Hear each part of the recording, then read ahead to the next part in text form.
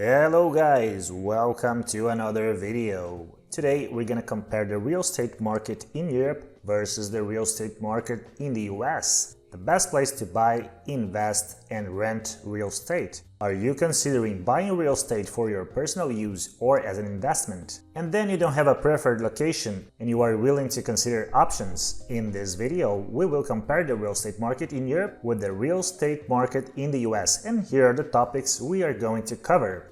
Firstly, we'll start with prices, then we're going to talk about rental yields, followed by renting versus buying, then ownership rights, who can actually buy real estate in the US and in most countries in Europe. Moving to financing, what are the criteria to get a mortgage in the US and in Europe. Then we're going to talk about residence permits, in which situations you can get a residence permit when you buy a property. Then we're going to talk about liquidity, followed by REITs, real estate investment trusts, and my personal verdict. If you stick to the end of the video, you can also listen to my opinion on the matter. And before we start the usual talk, if you want to travel, move or invest abroad, hit the like button, check our other videos, book a consultation call with me, the link is in the description, and most importantly, subscribe!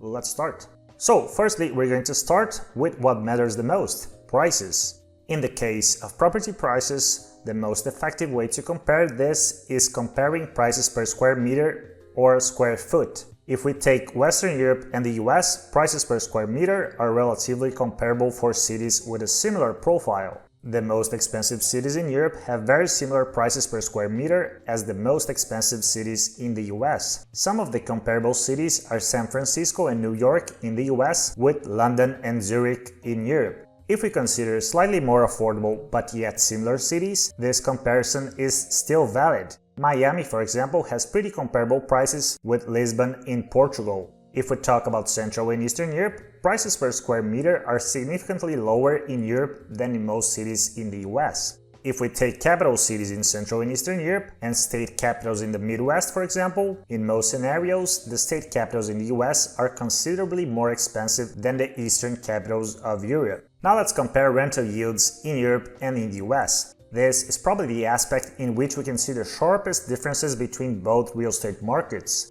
There are many large cities with rental yields above 6 or 7% in the US, some even higher at 8 or 9% per year.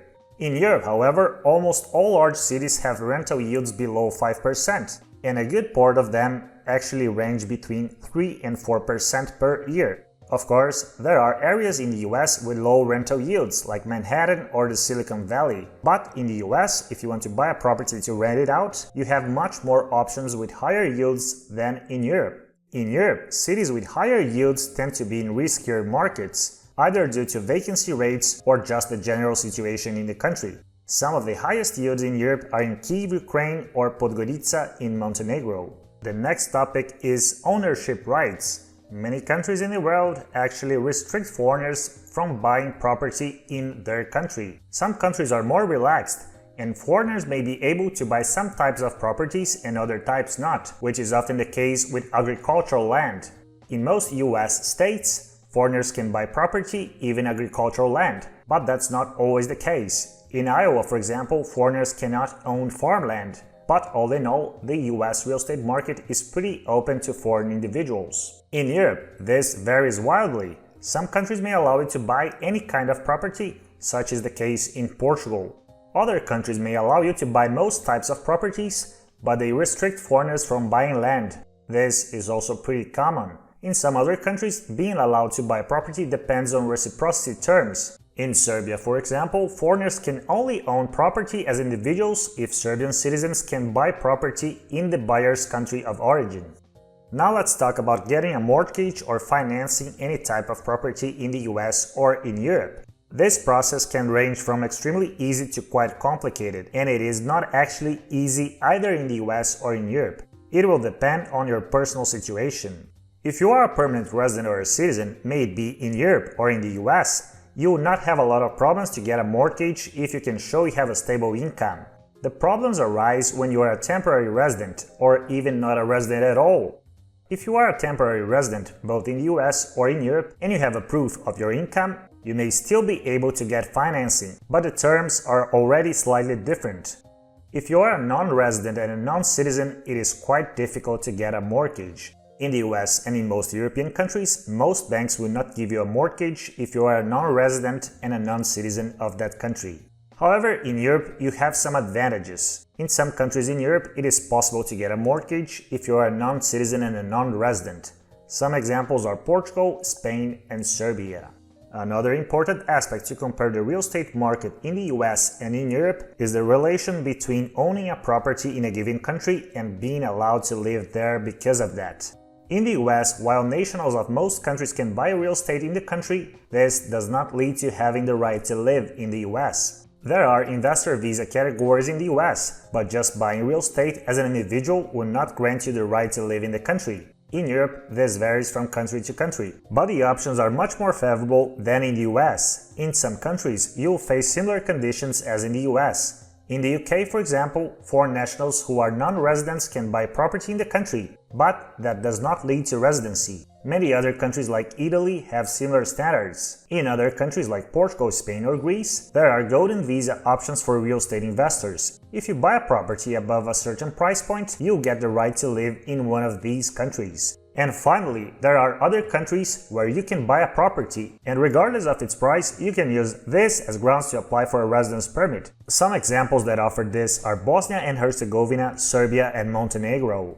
The next topic is liquidity. Having a high liquidity means that if you buy a property and in the future you want to sell it, it will not be a long process until you find a suitable buyer. There are many factors that impact liquidity, such as how much a city's population is growing and how easy it is to finance a property in that city. So, to be more accurate, this could only be a fair comparison when you consider two or a few cities. Most major cities in the US are growing, but some are not, such as Detroit.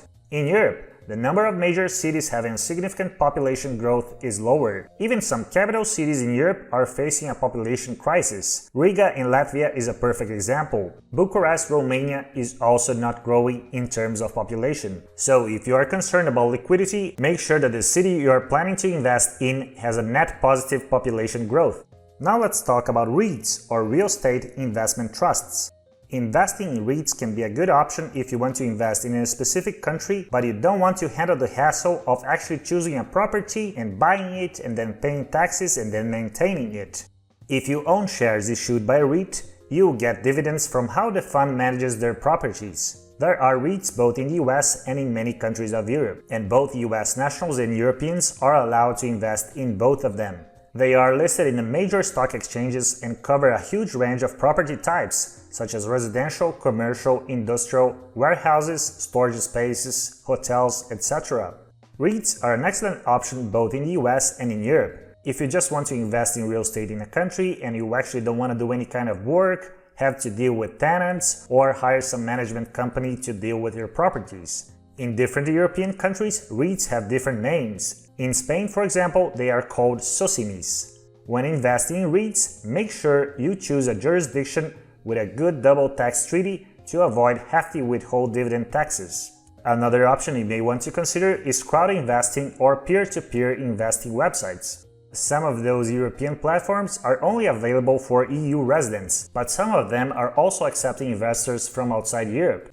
In the US, crowd investing platforms are stricter, and most of them only accept US residents. I particularly don't like these types of platforms, as the risk, in my humble opinion, is higher than just buying a REIT.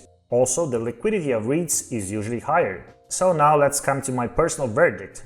What is the best place to buy and invest in real estate? Europe or the US? The answer, unfortunately, is it depends. If you want to have a high return, probably fast-growing cities in the US are the best option, followed by fast-growing cities in the UK. If you want, however, get the best bang for your buck and buy a property to actually live in it, in Europe you can do wonders on a very low budget. In Europe, a lot of countries also offer relatively easy options to buy a property and get a residence permit, an option which is not available in the US. That's it for today's video. Write down in the comment section where would you like to buy property to invest or to live in. And to end the video, the usual talk: if you want to travel, move or invest abroad, hit the like button, check our other videos, book a consultation call with me, the link is in the description, and most importantly, subscribe.